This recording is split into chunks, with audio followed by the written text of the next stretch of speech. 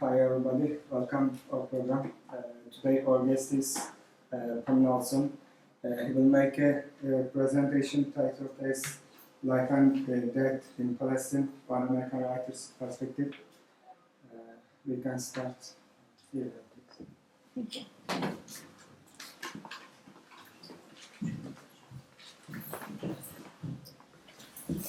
Hello, and thank you all for coming. It's lovely. It's more beautiful than I expected here in Sakarya.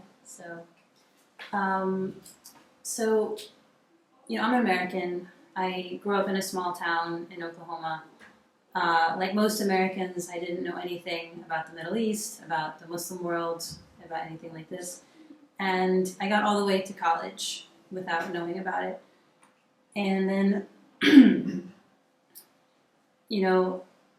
the attacks of 9/11 happened, and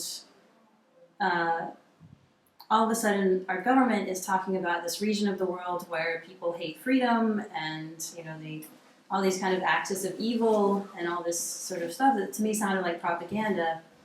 But because I didn't know anything about it, I felt very helpless to have a different idea or a different perspective. And eventually, I tried to learn about it, I tried to read about it, I made friends from the Middle East, but finally I thought, the only way I can really start to get an understanding is to visit for myself. And of course I was scared to do this because you think, everywhere is exploding all the time, but I found a guidebook that talked about traveling from Cairo to Istanbul and all the countries in between, Jordan, Syria, Lebanon. At the time, everything was very calm. And the guidebook said, it's no problem. It's very friendly. It's inexpensive. People are amazing. There's history. There's all this kind of scuba diving in the Sinai. Who knew that? So I saved some money and made my plan to travel. And Cairo was my first stop, which might have been a mistake because it's very chaotic. And so I was a little bit stressed at first, but then I went to the Sinai, and of course it's one of the most relaxed places on the planet Earth, and then on to Jordan, where also very friendly, and again more, and it was fascinating too because at that time, the fall of 2003, the Iraq War was 6 months old, and the Second Intifada was happening. And everyone, all the activists and journalists and everyone is meeting up in Amman, Jordan. So all of a sudden, I went from just tourism to learning about all these political things happening all around. And even after I'd been in the Middle East for like 5 weeks by this time, it was still really shocking to hear that Iraq the situation was very different than what we'd been hearing back in the U.S. And in Palestine, the situation is 180 degrees different, like completely different. And, again, I think, maybe they're telling the truth, maybe they're exaggerating. Again, the only way to find out is to see it for myself. So I followed a couple of guys, a British Muslim and a Canadian paramedic, and we went to this village in Palestine called Jayus in the northern West Bank. And, and it was up on a hilltop, very pretty, lots of olive trees all around. And we joined a group of men smoking hookah and drinking tea on a porch. And they were, they were speaking English actually because of my me and the Canadian guy, and which was the first surprise because, in America, we don't simply switch languages when a new person comes. Most Americans barely speak English, or I shouldn't say that, but it was very humbling to come to a place where it's a village, as small as my village in Oklahoma, and everyone switches to English when foreigners come. Excuse me, what is your background? What did you study at university? Physics. Okay, so this was an interest, just a touristic interest at the beginning. At the beginning, I studied political science as well, but just as a human, as a global citizen, definitely an interest, because it's not a good feeling to think that your government is not telling you the truth and having no way to, because I studied in Russia before, And nobody in Russia takes their government seriously. They understand that they're not getting the whole story. But in America, people are very naive compared to that. They think if the government says it or if the news says it, then probably it's more or less true. So anyway, so we were sitting on the porch, and they asked me where I was from, and I said Oklahoma. And they said, oh, Oklahoma, it's a dangerous place. And I said, well, what do you mean? What did you hear about Oklahoma? And they said, wasn't there a bombing, a really big bombing? And I said, well, yeah, once, in 1995. It's not like it happens all the time. But it just goes to show, like, if the only thing you hear about a place is its disasters, it gives you a funny impression of the place. So anyway, this was in October, so right in the middle of the olive harvest. And the next day I wanted to join people to harvest olives.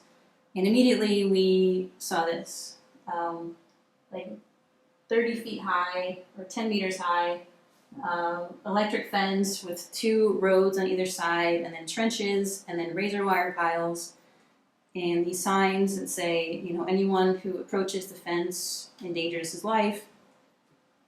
And there's, we found a gate in the wall, and, Israel built this through Palestinian land.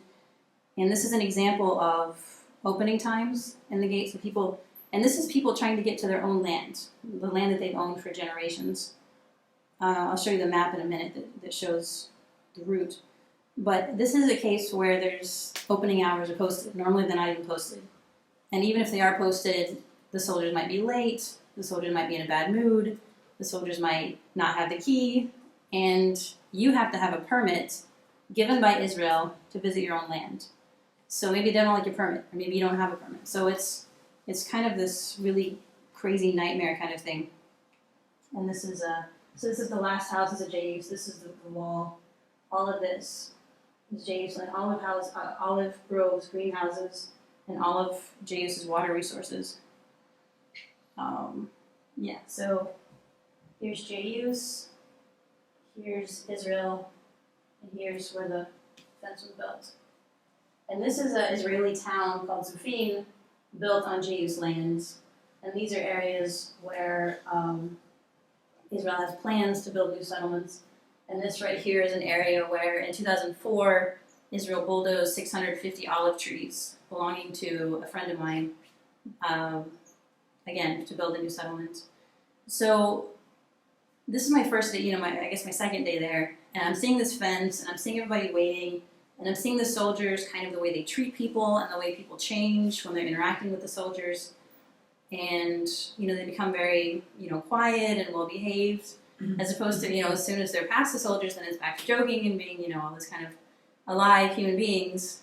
But it's very disturbing to see people on their own land being treated like this by 19-year-olds who don't even speak Arabic.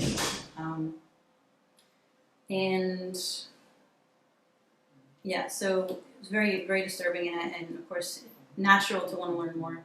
But in any case, these are some of my friends, just some olive harvesting pictures. It's really, I read about it quite a lot in the book. There's 2 olive harvests and a lot of different olive harvest stories. But it's one of my favorite things in the world. Every fall when I'm not in Palestine for the harvest, I feel kind of sad. This one, I told the kids to say cheese when I was taking their picture. And the little guy said, please, which is a bad word in Arabic. So that's why they're laughing. But it's so humbling to come to this place where you expect to be seen as an enemy, and you're just welcome. Like, everyone's just happy to see you and speaking your language for your benefit and trying to teach you Arabic and all these different things. It was pretty natural to, I definitely was planning to stay for 3 or 4 days. I ended up staying for 5 weeks and right through the end of Ramadan, actually, at that time, which, we, every single night during Ramadan in this village, I had maybe 5 or 6 invitations to iftar. So I had to keep a social calendar, and I had to learn how to say inshallah so I don't hurt anyone's feelings if I can't make it. But just to be told all your life that, Palestinians are like this, and they're terrorists, and they're, and then to go and see actually how they're treated, and, it's it's one thing to hear about an occupation, and it's one thing to hear about young soldiers controlling people's lives, but to see it happening to people that you care about is really shocking. And so after my 5 weeks in JUS, I decided to move to Ramallah, which is the de facto capital of the West Bank. It's, because East Jerusalem is off limits to most Palestinians. So it's a very, it's built on top of hills. It's very cosmopolitan. It's actually historically a Christian city, although it's mostly Muslim now because of the refugees from 1948. But you still see churches everywhere, and the mayor is a Christian by custom. This is the French Cultural Center in Ramallah. There's concerts, and you can go to plays and films. The first Ramallah International Film Festival happened when I was there. This is a bar called Snowbar, which means pine in Arabic, where there was an outdoor sort of beer garden with a swimming pool with a bunch of pine trees around it, where I participated in a film shoot for a movie one time. Pomegranates and myrrh. And so, it's a vibrant city. There's a lot going on at the time. I was never bored at all in Ramallah. I always was having a wonderful time. This is another beer garden called Sangria's. Several scenes in the book take place here. Fruity cocktail. You get your fruit smoothies. Ziryab, another coffee house. And this is Snowbud again, and Palestine's beer, Taibi. And I always, I tend to tell these stories about Palestinian beer and things because, even in Israel, you talk to people in Israel, and they'll say, there's no way you can find beer in Palestine. But, of course, there's all kinds of... It's from a Christian village called Taibi, but plenty of people drink it. So the village of Taibi, they have Oktoberfest in the fall. And it's a big festival. Everyone kind of from all around the West Bank comes, and foreigners come, and sometimes Israelis come. And it's just this huge party and festival atmosphere. And this is Culture Shock, a Palestinian band. And more. I promise this presentation is not all about beer, but it does happen occasionally. Sports tournaments. I played street hockey and soccer when I was in Palestine. They had sort of informal leagues. And this is another cafe, relatively new, Stars and Bucks, which I don't know where they got that inspiration from. But, so I used to make the joke when I was giving this presentation, I found him, he's in Ramallah. But the joke doesn't work anymore. Pronto Italian restaurant. And so, I usually, what I do is I start off with kind of nice images from Palestine, because nobody ever sees this. Nobody sees that there's real life. There's a lot of violence. All this is real. I'll talk about it in a minute. But there's restaurants, there's weddings, there's a graduation. People have fireworks. In Ramadan, people have iftars. It's life. It's human beings, like anywhere. Some scenes from the street. You know how it is with weddings. It's kind of this isn't a wedding. But again, this is not the kind of thing people would expect to see in a storefront in Palestine. And there's political art all over the place. This is just an example. There's a mall. This is the Palestinian Circus School. Was started about 2007, and this is one of their performances it's in a cafe over a theater. They have an atrium where somehow they set up for the performance. And this is the circus school where they have their own complex now. And a sports league playing soccer. And there's a slide in a minute that talks about the Palestinian economy and how completely dependent it is on Israel for everything. And despite that, you still see Palestinian Stock Exchange. This is at the time, a new building for Palestinian mobile phone company, Joal. So you can imagine if the place was unleashed, what they might be able to accomplish. It's another hotel. There's been female mayors before in the West Bank, but this is the first one that was elected under the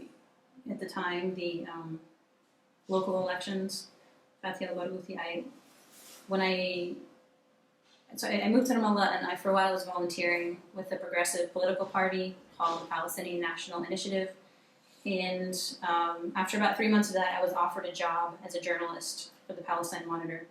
So every day I come to work, I find out who's been killed in the past day or whatever, how they were killed, who killed them, where they were killed, what's been destroyed, what's been stolen. Like it's just sort of I call myself death's secretary and destruction's bookkeeper.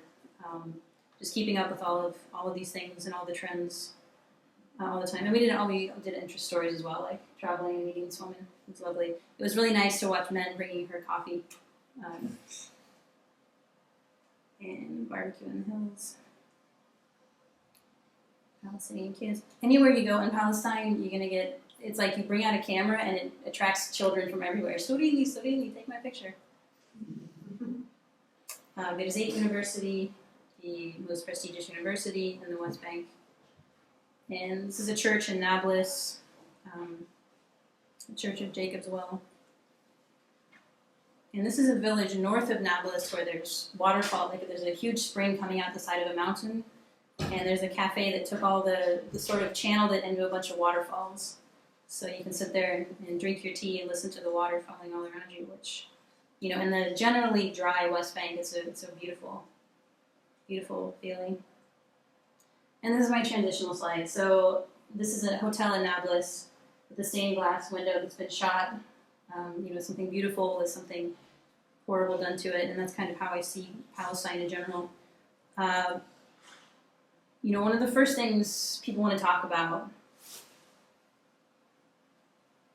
when they talk about the occupation is the checkpoints. There's about 500 checkpoints, mostly inside the West Bank. So not around it, but within it, all through it. So between people and their jobs, people in their hospitals, kids in their schools, in some cases. It really slices the West Bank into just, you know, a lot of different areas where if you don't have the right permit, you can't travel. And if they want to close it, even if you have a permit, you can't travel. So they really have a stranglehold on the West Bank. And signs like this, you know, these checkpoints are designed for the benefit of the population. It's like, well, thanks, but no thanks. And I showed you the church in Nablus. I needed to visit, and this is the largest city in the northern West Bank. I needed to visit once for an assignment for my newspaper, and the soldier decided no Americans allowed in Nablus. So I couldn't get through the checkpoint, so I had to take a taxi, which, you know, cost money, to this village, which I'm not going to name just because I don't like to give any secrets away. But you go to this village, you go to a house, you wait for somebody to come get you, and then you walk over the hills for 2 hours to get to Nablus. And it's a beautiful walk, but you're not allowed to pass checkpoints. So if a soldier is there or a settler is there, you could get beaten, you could get arrested, you could get shot. So it's very harrowing to think about it, especially if, in my case, I could have just skipped it. I didn't have to go. I wanted to, so I continued. But if you're sick, or if you're trying to get to your school or to your job, you know, it's kind of a nightmare. So I mentioned the progressive political party I worked with. Their Secretary General is Mustafa Barghouti, who studied at my university in California, and he speaks English, Russian, Arabic. He, you know, he's a former communist whose wife is Christian, and you know, he believes in secular, progressive, inclusive governance, nonviolence, all this kind of stuff that the United States is always saying that it's in favor of. So you'd think that the United States would support somebody like this. You'd think Israel would support somebody like this. But I found when I was working with him that it's the opposite. You know, essentially, as far as Fatah goes, you know, Mahmoud Abbas's party, Yasser Arafat's party, Israel knows how they operate. They have a lot of ties. They have a lot of strings, a lot of controls. And Abbas doesn't speak English very well, neither did Yasser Arafat. So it's not easy for them to tell the world about the Palestinian situation. Whereas Dr. Mustafa, he speaks English very well. He speaks to American audiences very well. He doesn't have a bunch of strings that can be pulled. He doesn't have a bunch of business interests that can be jeopardized if he says the wrong thing. So he's the last thing Israel wants in somebody governing Palestine. So when he was running for president against Mahmoud Abbas after Yasser Arafat died, he was arrested by Israeli soldiers, he was beaten by Israeli soldiers, he was prevented from going to East Jerusalem, he was prevented from going to the Hebron Old City. Everywhere you looked, he was blocked. His campaign materials were torn down in East Jerusalem by Israelis. So, yeah, if you read the book, chapter 8 tells the story, but in short, when Israel says, oh, if only they were nonviolent, we would, you can take that with a grain of salt. So I showed you the fence in the Jayus area. It's a 700-kilometer fence. It's all over the place. I'll show you the map in a minute. But this is what it looks like in Jerusalem, for example. That's a sniper tower, so you have soldiers there who can see everything. In many cases, it was built directly down the middle of Palestinian neighborhoods. And it's become a place where you can, I guess, an artist's canvas. There's all kinds of graffiti and things and greeting cards on it now. But this is what it looks like. So here's East Jerusalem. This is actually Old Jerusalem is here, and this is kind of Palestinian East Jerusalem. This is Israeli West Jerusalem. This is Ramallah. This is Bethlehem. These purple things are all Israeli settlements. So cities that Israel has built on Palestinian land illegally. And this red thing is the wall. It's the root of the wall. And you can see it. This is Shofat and Shofat refugee camp. It's Abu Dis and the rest of Jerusalem. This one right here is kind of caught in no man's land. It's kind of caught between one thing and another. In Bethlehem, you see the wall goes right up next against to it, so people who have land here or here, it's either been stolen or it's been isolated from them. This is a artist's conception of if Jesus was born today, nobody could get to him. You just have to stop at the wall. Another city where the wall really encircles it all the way around. This is a checkpoint that Israel controls. This is inside. And yeah, just you kind of, there's this thin strip of farmland around it, and then the world is ends. And on the other side is an Israeli highway. They've beautified this now, so it looks nice, and Israelis don't have to be bothered by whatever's on the other side. So this is the whole map of the wall. This is the West Bank, and all these blue things are settlements again, and all these little triangles are settlements.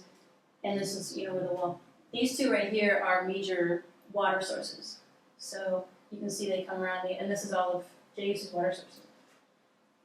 So it's just this massive, and then all these villages and all this. So with that combined with the checkpoints and with these settler roads that Palestinians aren't allowed to drive on, you can see it's just kind of a mess.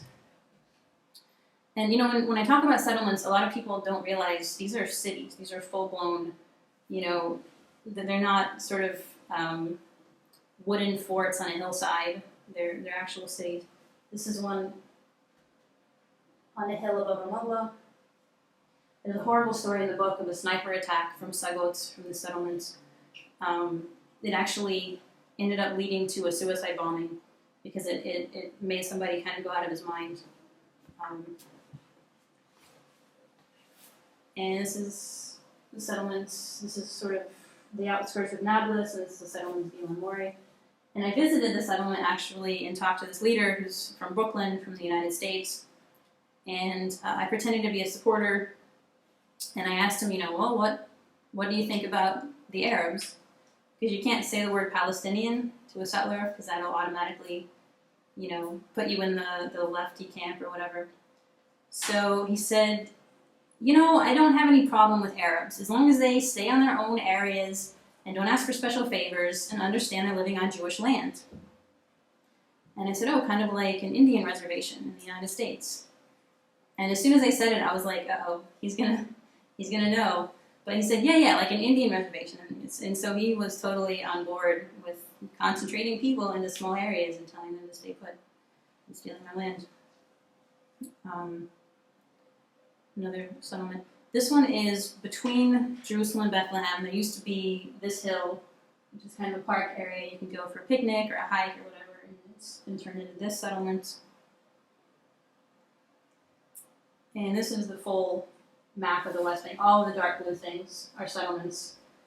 The medium blue areas are settlement jurisdictional areas, so they kind of have control over it. And the light blue parts are so-called Area C, where Israel has full security and civil control. So Palestinians can't build on it, can't dig a well, in many cases can't even exist in this area without Israeli permission. So it's about 60% of the West Bank that's been completely taken over by Israel. And this is the sort of the fuller picture of what's going on. This is in 1946, before Israel was founded. This is what the UN proposed to give for the Israeli state, the white part. This is what Israel conquered, and then this is what the situation is like today, more or less. So Hebron is in the southern Old City. I think it's the largest city in the West Bank. And under a compromise, the Netanyahu government, the 1990s Netanyahu government, allowed H1 to be under Palestinian jurisdiction, and then made H2, where about 30,000 Palestinians live, into full Israeli jurisdiction. So, like I say, 30,000 Palestinians live there, and 500 settlers. And the settlers often build directly on top of Palestinian homes, and they throw garbage and dishwater and sewage on top of the people below. That's not the worst thing they do by any means, but people have to live under these cages to catch the garbage. So this is what H1 looks like, a normal Palestinian street scene, and this is H2. So almost all the shops and many of the homes have been welded shut, so people can't get inside. If they want to get inside, they have to climb on the roof or knock a hole in the wall. Settlers walk freely wherever they want in this area, patrolled by about 2,000 soldiers. And, this is kind of graffiti all over the place. This is an outlawed, even in Israel, this Jewish terrorist organization is outlawed, but they flourish in these areas. And, children trying to get to school are regularly, of course, harassed by soldiers. Sometimes settlers will throw stones at them or try to beat them up. And so little by little, the Palestinians are being driven out of the area.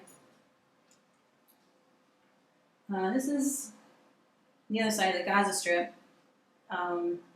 Just a few kind of nice scenes from Gaza to show you that it doesn't have to be what it is. It could be a beautiful port city, a vacation destination if things were different. But and most of these first pictures are from 2005.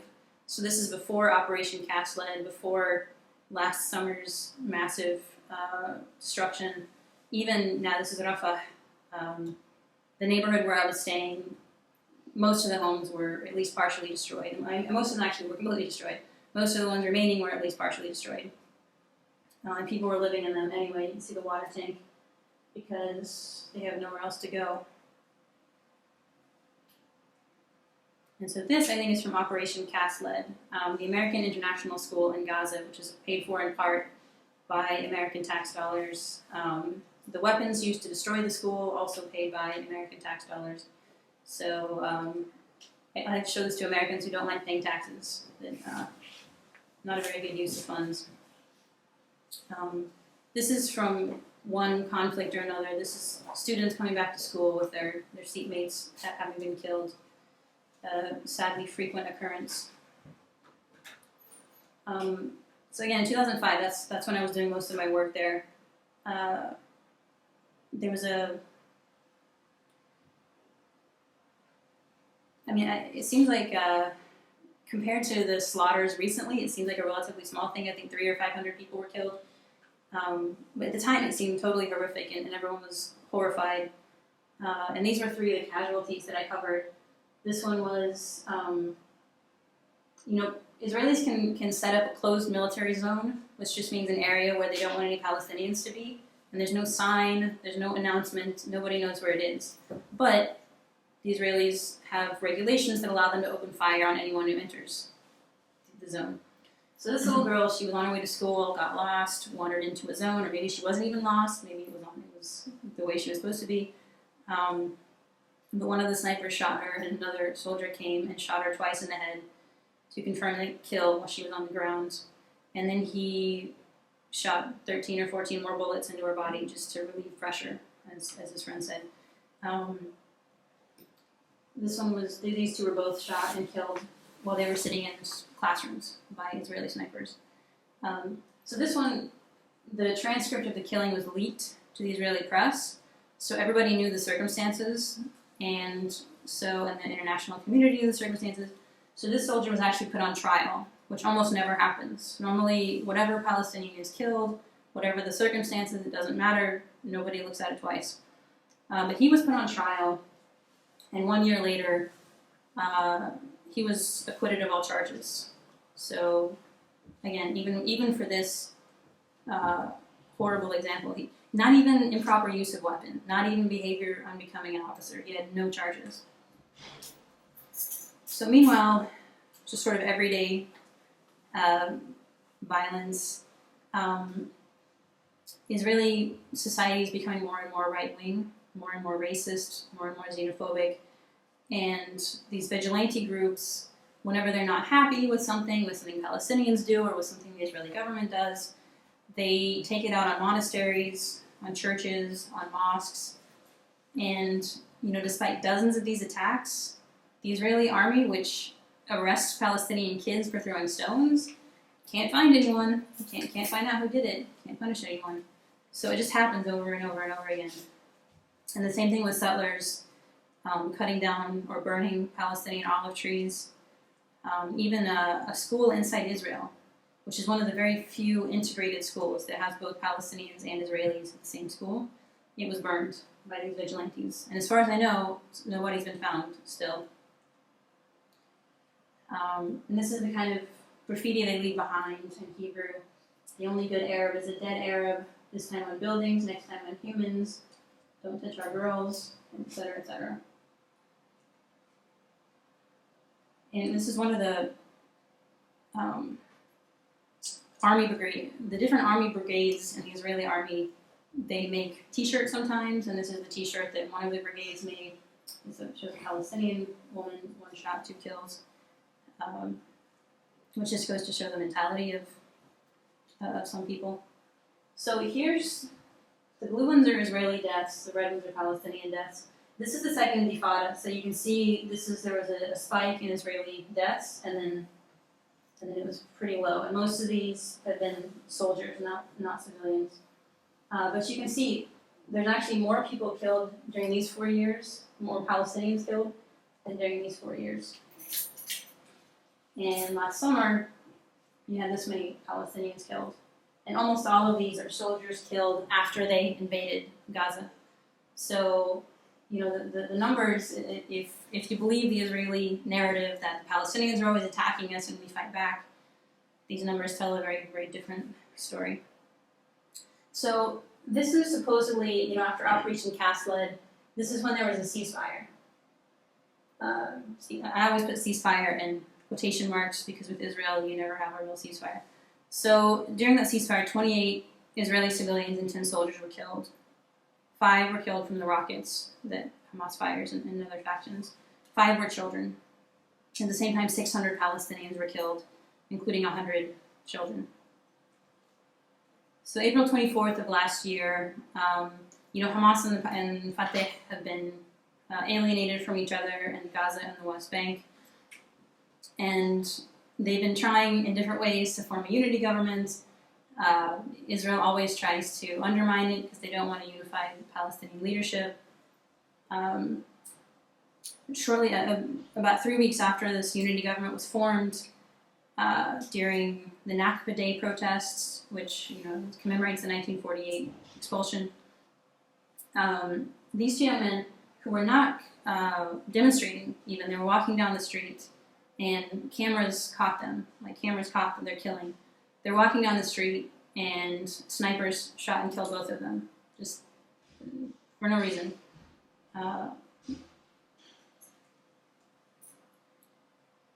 Then, about 2 weeks after that, there was a new technocratic government. And then there were the 3 Israeli hitchhikers who were captured, kidnapped, and murdered by, not by Hamas, but by a faction that's more extremist than Hamas, that actually opposed Hamas, that wanted to torpedo the unity deal. Netanyahu and his advisors knew that it wasn't Hamas and knew that the boys had been killed almost immediately. But they said it was Hamas, and they said the boys were kidnapped, and they did this massive campaign all over the West Bank. Raided hundreds of homes, arrested hundreds of people, and just random people who had nothing to do with the kidnapping, but just, because they have an excuse. And when they raid homes, they beat people, they turn everything upside down. Often they steal money and jewelry and whatever they want. There's nothing you can do. And meanwhile, in Israel, there was this sort of frenzy of bring back our boys, they're murderers, they're savages, death to Arabs, all these kind of things. Somebody put on Facebook, hating Arabs isn't racism, it's values. And in the midst of all this kind of anti-Arab frenzy, this young man was kidnapped by some Israeli extremists and burned alive, actually. So he was taken right out of his street near his home and killed. And his cousin from the United States happened to be visiting Tarek al-Khadir. And of course there were demonstrations after his cousin was killed, and he was watching the demonstrations, and again, he was caught on camera being beaten unconscious by Israeli soldiers and then beaten some more. He's an American citizen as it happens, so there's a little bit of news coverage, which normally there's not. But usually when something like this happens, there's a little bit of, oh, that's strange, and then kind of back to the usual narrative. So anyway, not long after this is when Israel started Operation Protective Edge to stop the rocket fire. The rocket fire that killed 1 person per year for the past 5 years. The rocket fire that was increased after Israel, the Netanyahu government used the pretense of somebody else kidnapping and killing Israelis to target Hamas in the West Bank. So really unimaginable destruction, unimaginable killings. UN schools where people were taking refuge, I think 7 of them were bombed by Israel. One of the most striking examples of this violence was there's a hotel on the beach where all of the international journalists were staying, New York Times, everywhere, BBC, every major thing.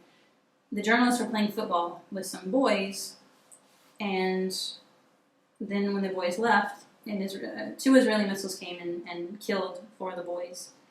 And these images were shown all around the world. And I think, for the most part, people who really, really support Israel just find a way to, it's an accident, it's a mistake, etc. But seeing images like this, Americans who don't really know what's going on, a lot more of them were pretty outraged and pretty disgusted. So you're still left with a whole generation of Palestinian kids, another generation, I should say, Palestinian kids, completely traumatized. This is one of the UN centers where Israel bombed a bunch of internal refugees. And this one cartoon is saying, basically, it seems Netanyahu is trying to create as many terrorists as he possibly can. On the Israeli side of the border, not only are there bomb shelters that people can be safe in, this is the bomb that they're worried about. You can carry it on your shoulder. It's not a 100-ton kind of, blockbuster kind of thing. There's really no comparison between that and this.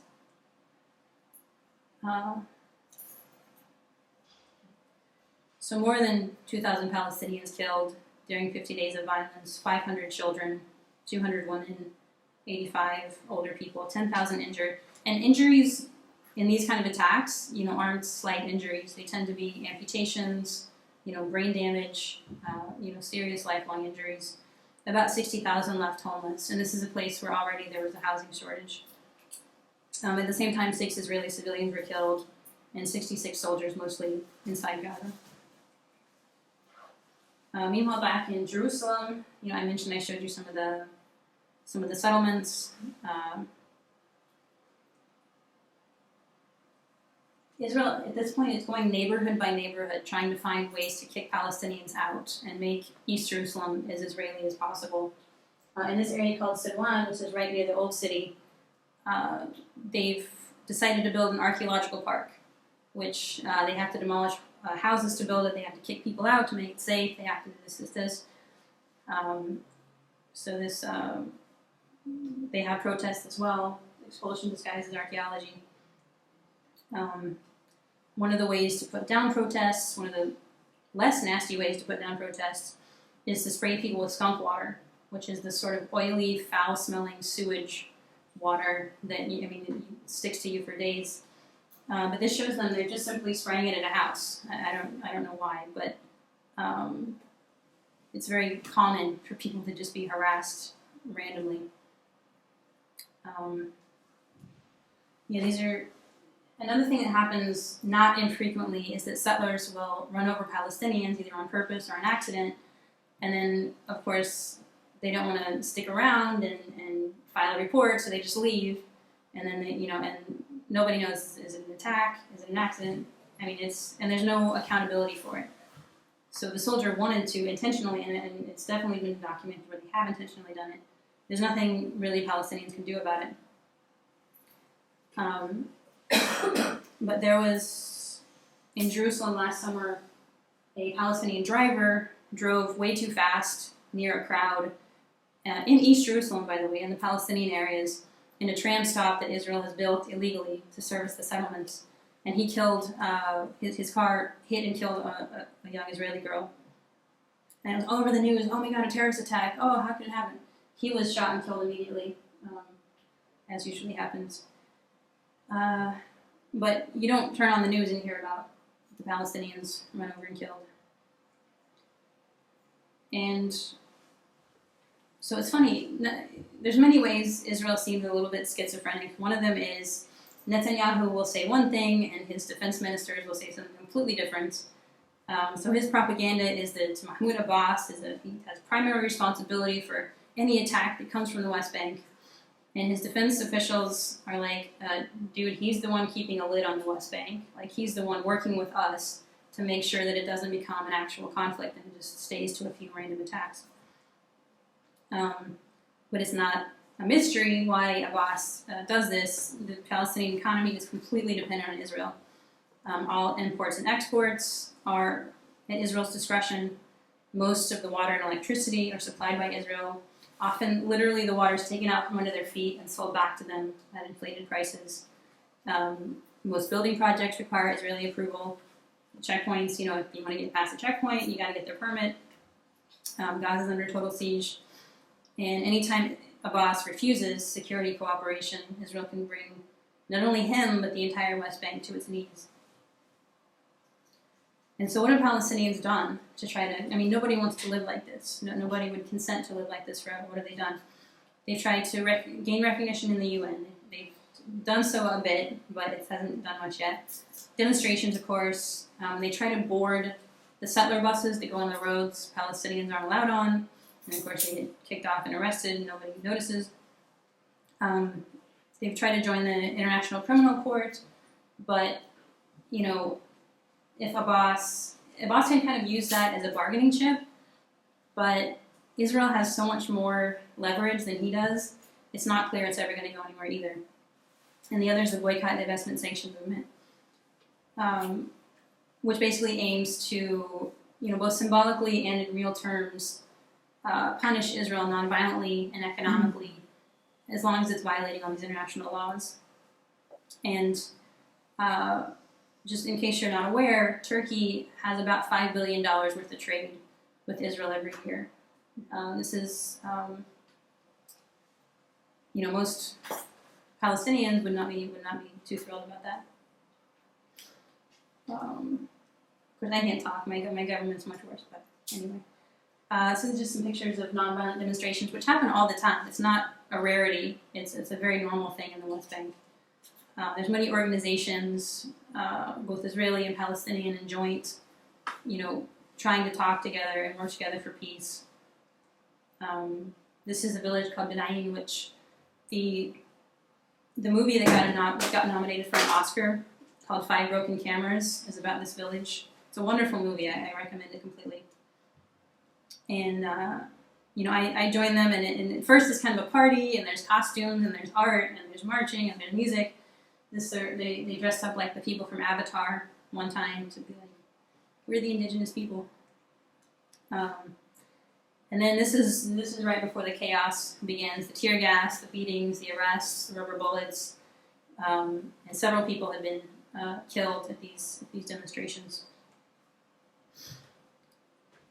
And and American college campuses are really leading the way on boycotting, divesting from, and sanctioning Israel.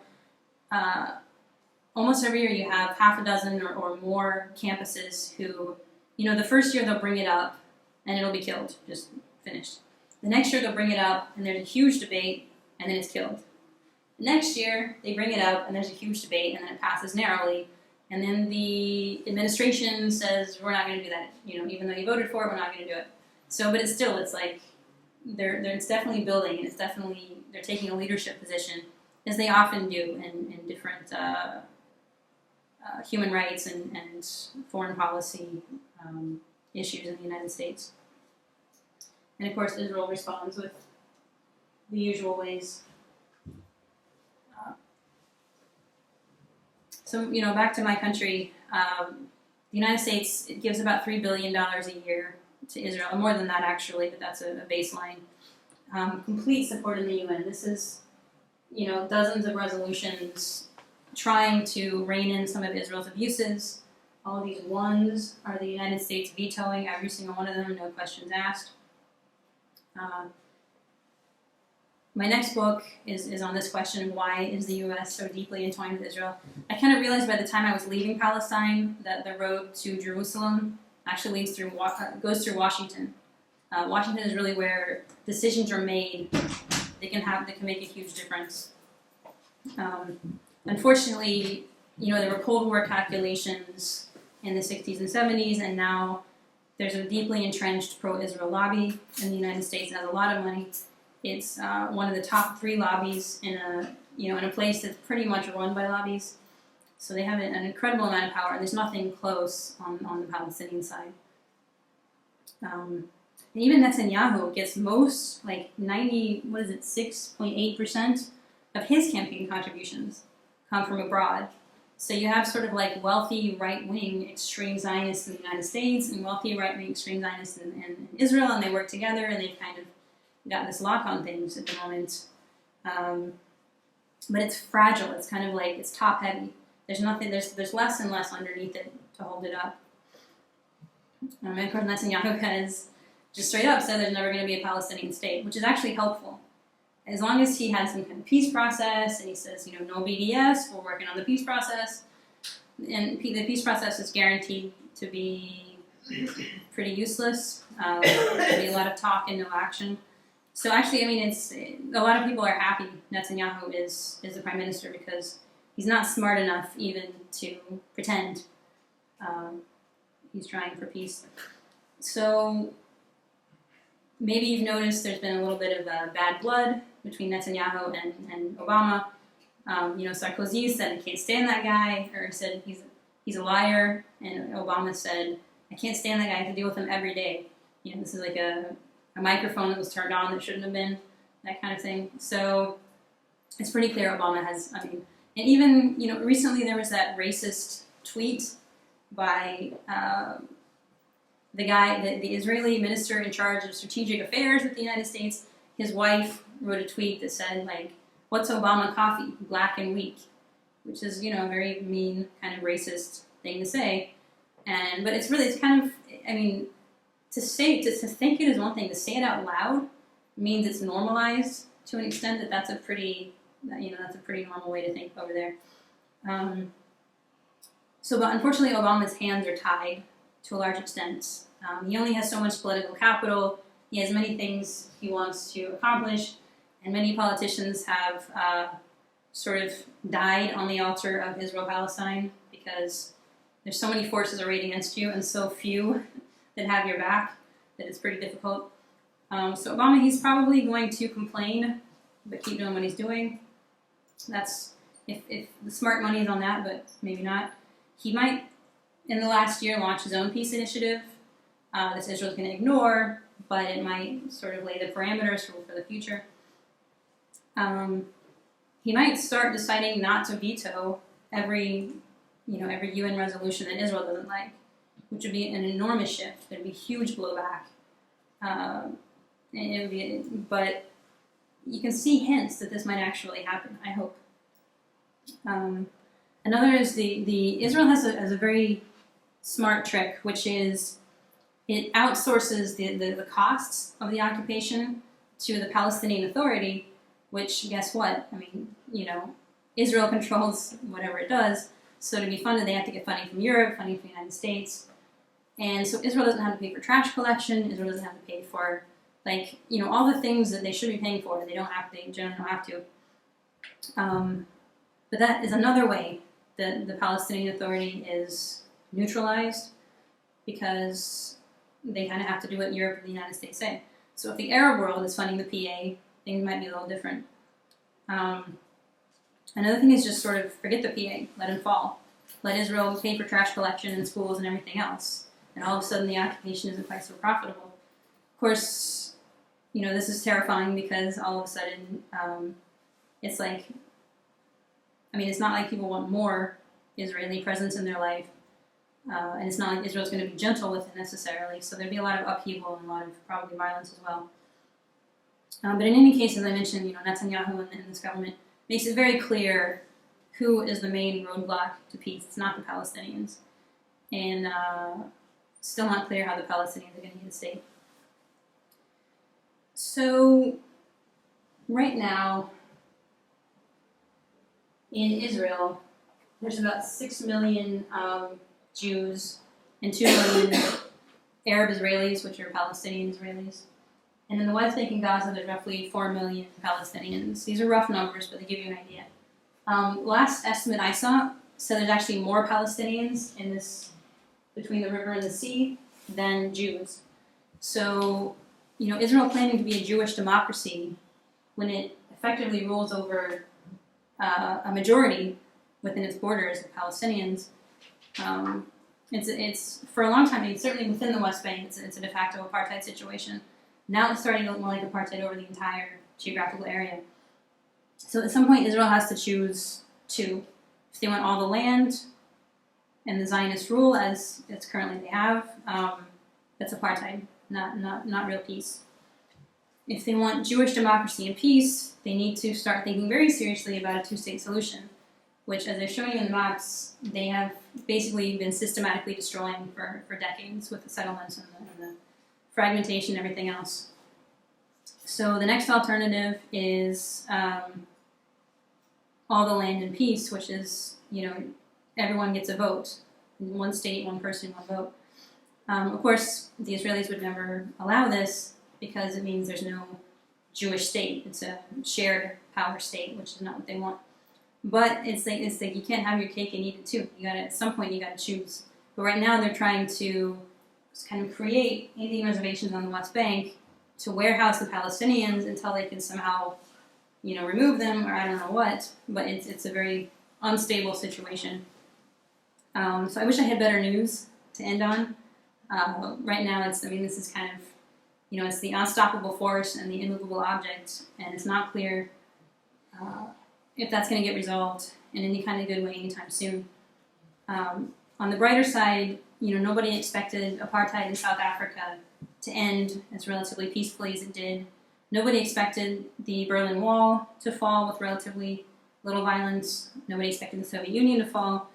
So anything's possible, even if you can't see necessarily a pathway to it. But if we keep chipping away at it little by little, telling the truth, boycotting Israel whenever we can, hopefully giving it the message that, look, you can't keep doing this forever, not only for the Palestinians' sake, but for your own sake. It's not healthy to have all of your 18-year-old kids policing human beings and treating them like inferiors, and many more Israeli soldiers commit suicide that are killed by Palestinians. So it's not good for Israel either. So I don't know what the solution is, but this is the situation, and thanks very much for your attention.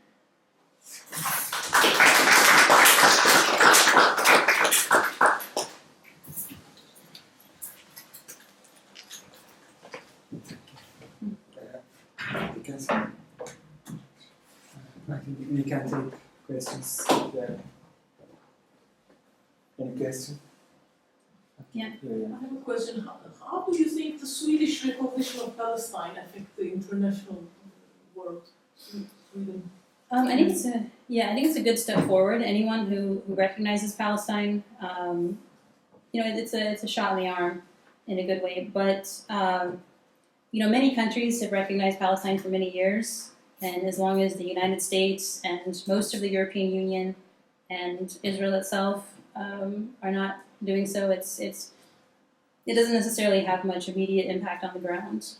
So it's a step in the right direction, but Palestinians are like, okay, words are nice, but this is still our situation. I have one more question. So about Obama, what do you think? Is it like he has the will but not the means, or not the power, or is it the Senate, or is it the economy that is stopping him, generally speaking? Sure. I think Obama, like his Cairo speech was pretty on point, and even he's given some speeches in Israel that were talking about Palestinian suffering and how it's bad for Israel and how it's not sustainable. And in his sort of unguarded or private comments, and he's also kind of let the dogs loose a little bit. He's let some of his advisors say things off the record that are pretty incriminating as far as his actual thoughts. So I think he has pretty good thoughts about it. I mean, and he was friends with Rashid Khalidi, who's like the foremost Palestinian intellectual in the U.S. at the moment. So I think he knows what's going on. I think, and George H.W. Bush, I think, did as well. Even Bill Clinton, maybe not. But there have been times when people have known what's going on and wanted to change things. And the main problem right now is the lobby is so powerful. Not only as far as just giving money in Congress is really what they where they have the strongest influence. So in Congress, everybody's vying to keep their seat every 2 years, every 6 years. So, when there's an Israel lobby that says, "I'll give you $10,000 if you say this," and there's no Palestine lobby that says anything, it's a pretty easy choice, politically speaking. And most of them genuinely also don't know what's going on, and it's to their benefit not to find out. So, so it's very difficult. And then as far as in the media, in the New York Times, for example, the previous Middle East bureau chief or Israel-Palestine bureau chief, his son was in the Israeli army, and he lived in Israel. They never have a bureau chief whose son is in the Palestinian police. They never have one who lives in the West Bank. That's just taboo. Nobody does it. So you get a very one-sided view. And on, there's actually an American, well, there used to be, an American Jewish journalist named Bob Simon, one of the most famous American journalists for the past several decades. He dared to put on a major news show interviews with Palestinian Christians. So the Israeli government, their favorite talking point is Palestinian Muslims are oppressing Palestinian Christians, we're their saviors, all this kind of stuff. You talk to the actual Palestinian Christians, and they say, no, it's the occupation that's oppressing us, not our Muslim neighbors. So Bob Simon allowed Palestinian Christians to say that, and the Israeli embassy went completely nuts. And they called in their watchdogs, their kind of different arms of the lobby that harassed CBS, the network that the show was on, for a solid year. And I happened to meet Bob Simon because I did some research for him for a piece. But he told me that he went to his boss, and his boss said, who's also Jewish, by the way, and his boss said, look, we let you do that once, don't ever touch this again. We don't want to deal with it. So that's the kind of thing that you deal with when you try to speak even-handedly. And I'm going to talk more about this in my next book.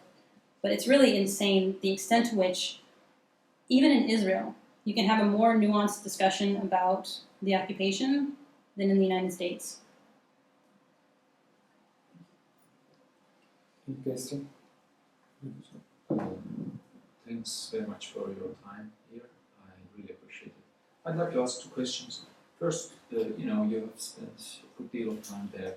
I was wondering, how do you see the sources of this evil violence? I mean, there should be some kind of connections in your mind. I mean, why are they so violent? I mean, the Jewish people towards towards the Palestinian people. When you think of it, you spent time there, you met people.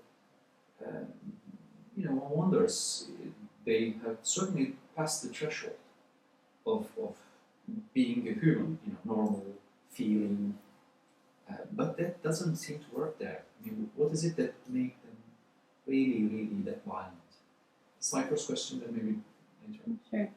I mean, this is a question maybe for a psychologist, but in short, like, of course, the Holocaust was an incredible trauma. I mean, anyone who, you can imagine the 6 million Turks have been killed. There's probably about as many Turks in the world as there were Jews at the time. It's a trauma beyond imagination. And of course, that wasn't the Palestinians' fault, and they should not have been punished for it. But in the eyes of some of the Zionist leaders, they didn't care who they hurt. They didn't. And as far as I know, they don't realize that there's Palestinians, there's Jordanians, there's Syrians. They just see Arabs. So they say, like, a few Arabs, have a hard time so that Jews can survive. There's so few of us, there's so many of them. We just want this little piece. That's how they see it.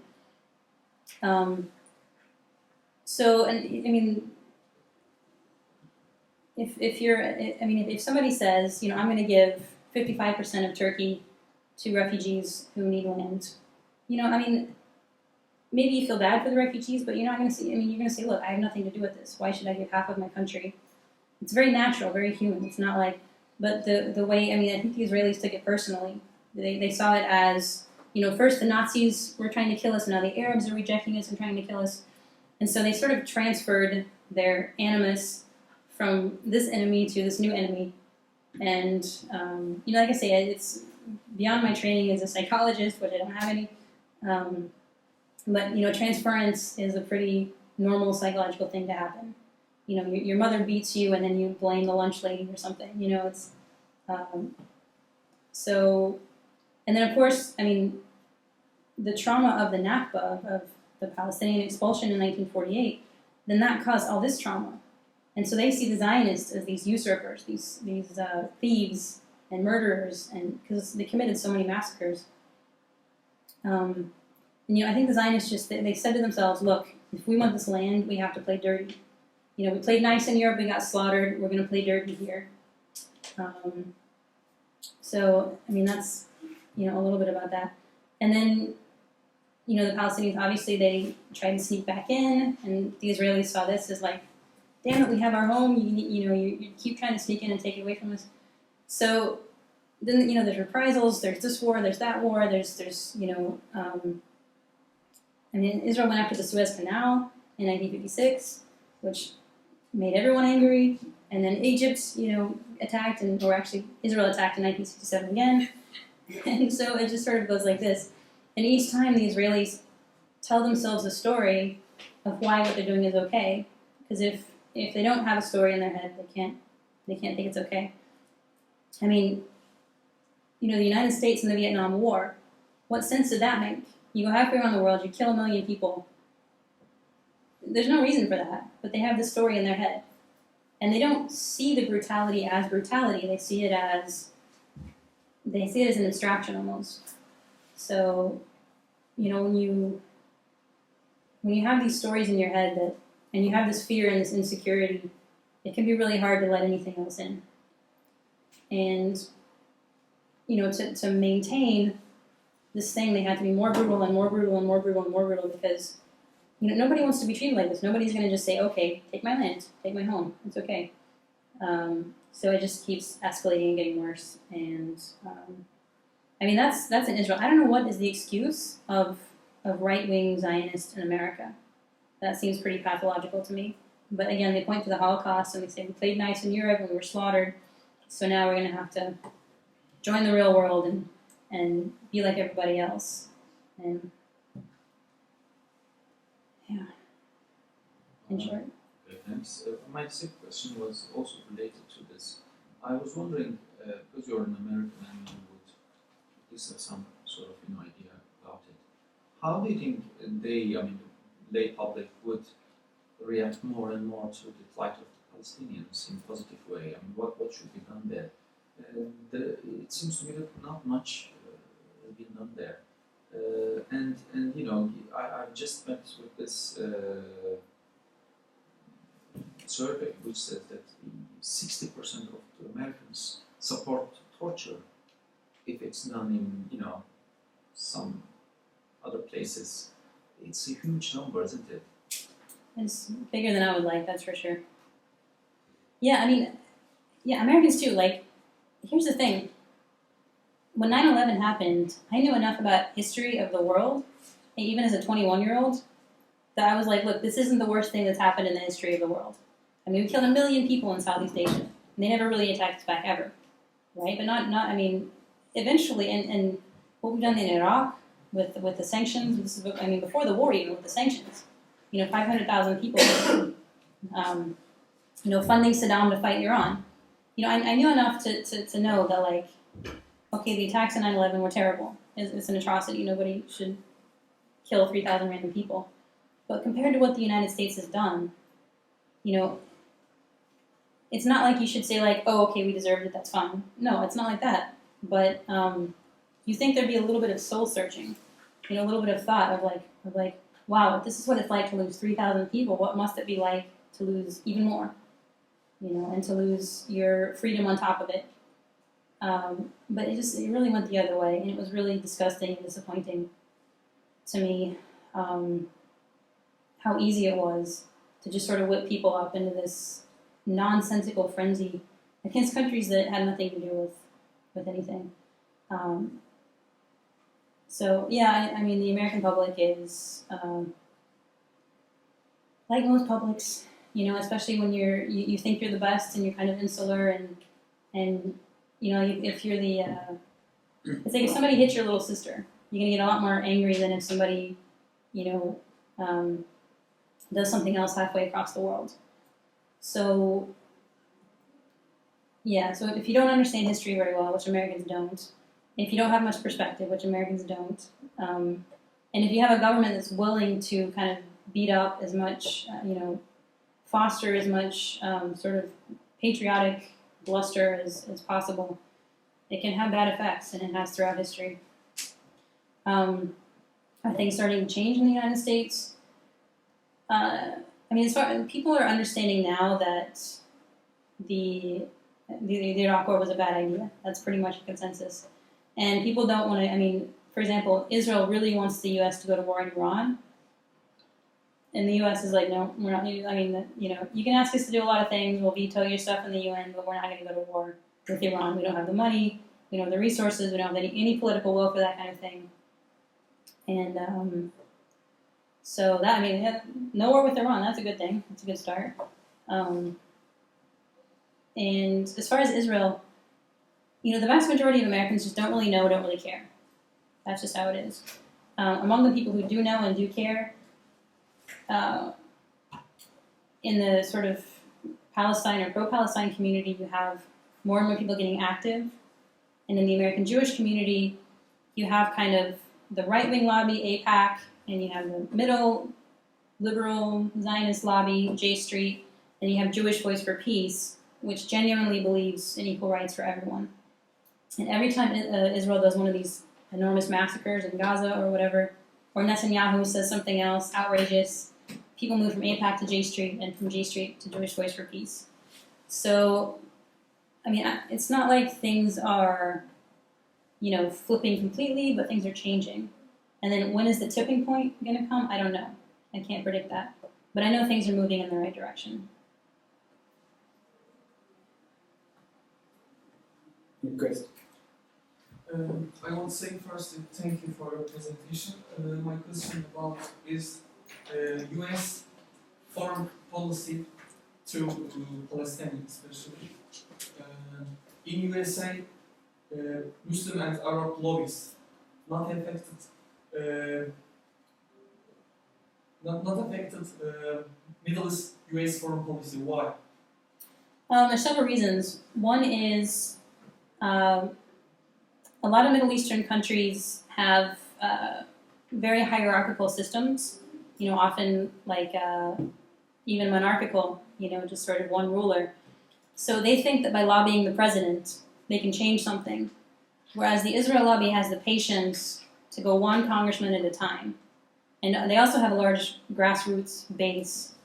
Not grassroots exactly, but they have a large enough base of very vocal supporters who can be activated pretty easily to either call a newspaper, get 1,000 people to call a newspaper when they don't like the story, or 10,000 emails to a network when they don't like the thing. And on the Palestinian side, there's just nothing like that. They're working on it, and they've been working on it for years, but they don't have the same resources and the same kind of renewable resources as the sort of right-wing American Jewish community. I mean, think about Sheldon Adelson. He's a casino billionaire in the United States. Last presidential election, he gave $10 million to this Republican candidate and $20 million to this one, and he's just kind of like, it's like candy. And by the way, the same guy, he runs a newspaper in Israel, a free newspaper that is very right-wing and very propagandistic, but it's free. So it reaches so many people. I think it's the most popular paper. And he can pay for it. So, I mean, with these kind of resources and this kind of organization, it's just 100 times more effective than anything the Arab government. And think about Arab governments. Think about Saudi Arabia. Are they really going to push the United States? No, they're allies with the United States. Think about Qatar and Bahrain. They have U.S. military installations. They're not going to make the United States mad. And even if they do, want the United States president to do something, he's going to be like, well, thanks for the advice, but I got to deal with Congress over here. So I think if they injected millions of dollars into some of the effective grassroots organizations in the United States, it would be great. But it's not really, to be honest, most of them really don't care that much. They don't really, it's not in their direct interest to have that conflict solved. I mean, it's, I don't know, it's hard to say, but let's say it's not their priority. So if it was, hopefully they could be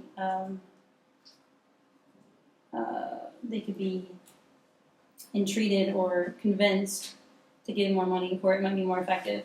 But so far it hasn't really happened. And like I say, even Turkey, Erdogan, he says nice things, but Turkey trades with Israel billions of dollars a year. So even, the Palestinians see this and they're like, well, again, thanks for the words, but our situation is still what it is. Any question? No question, we can finish. Thank you for your participation and thank you for your presentation. We hope to see you again, inshallah. Inshallah. Thank you.